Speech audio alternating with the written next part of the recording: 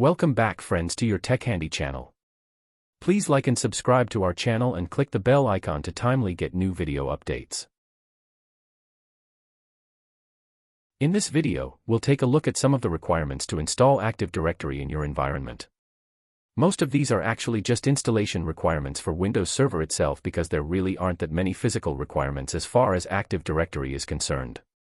In other words, as long as you have already successfully installed Windows Server onto a system, then you should be able to add the Active Directory service to that server. So, we'll go over some of those requirements, but there are some additional configuration requirements that will also be needed to successfully install Active Directory.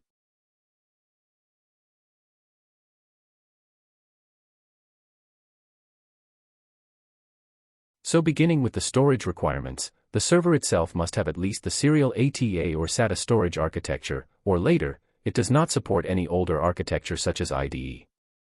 And you must have a minimum partition size of at least 32 GB on the drive on which Windows itself is installed.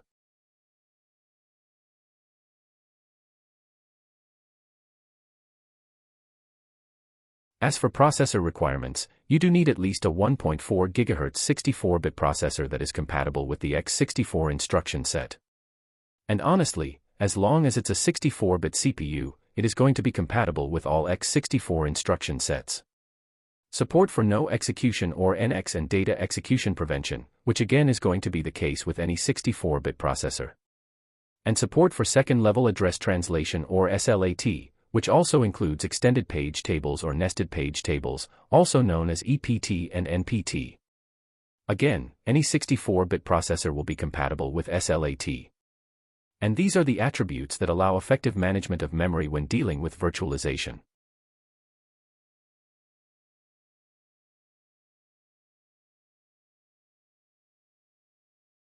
As for memory requirements, you do need at least 512 MB of RAM with error-correcting code or ECC for any kind of physical server.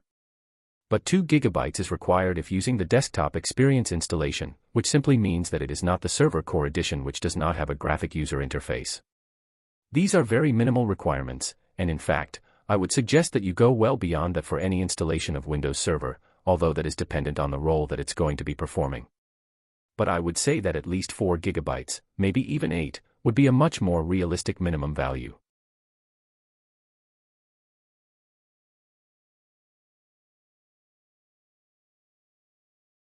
The network adapter requirements include a 1 GB per second throughput and compliance with the PCI Express or PCIe architecture.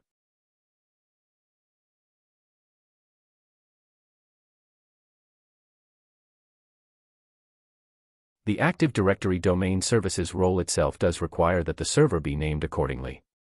Now clearly, that's a relative statement, but more so, what it refers to is that once a domain controller has been created, in other words, once you have installed the Active Directory role, you cannot rename the server.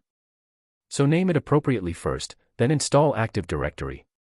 You could still rename the server, but you would have to remove the Active Directory services role, then rename it, then reinstall it. The server should ideally be dedicated to the Active Directory domain services role. Now, that doesn't mean that it can't perform other functions such as file and print services and Active Directory certificate services. But ideally, the less it does, the better. Perhaps most notably, you should not install back-office applications, such as Exchange Server or SQL Server. So, the more dedicated it is to being just a domain controller, the better. And the server must also be configured with a fixed IP address. It cannot have a dynamically assigned address.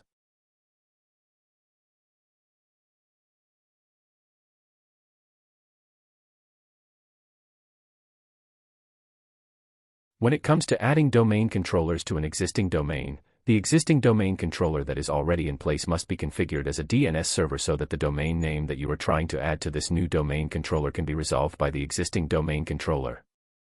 Now, DNS is required for Active Directory. So, when you are installing your very first domain controller, it effectively has to be the DNS server because there are no other servers at that point.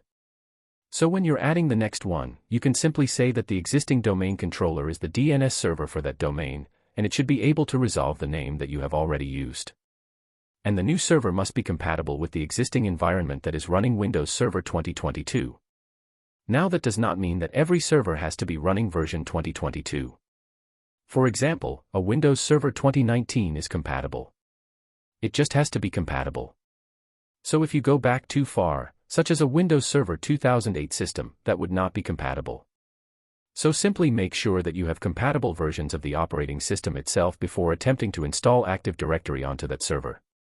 Now to finish up, if you do attempt to install Active Directory onto any system that is not compatible, you will certainly be informed. So if there's anything missing or if something is not compatible, the installation will tell you so that you can address that issue. But if you are already running a compatible version of Windows Server on any given system, then it's quite likely that you will be able to install Active Directory successfully.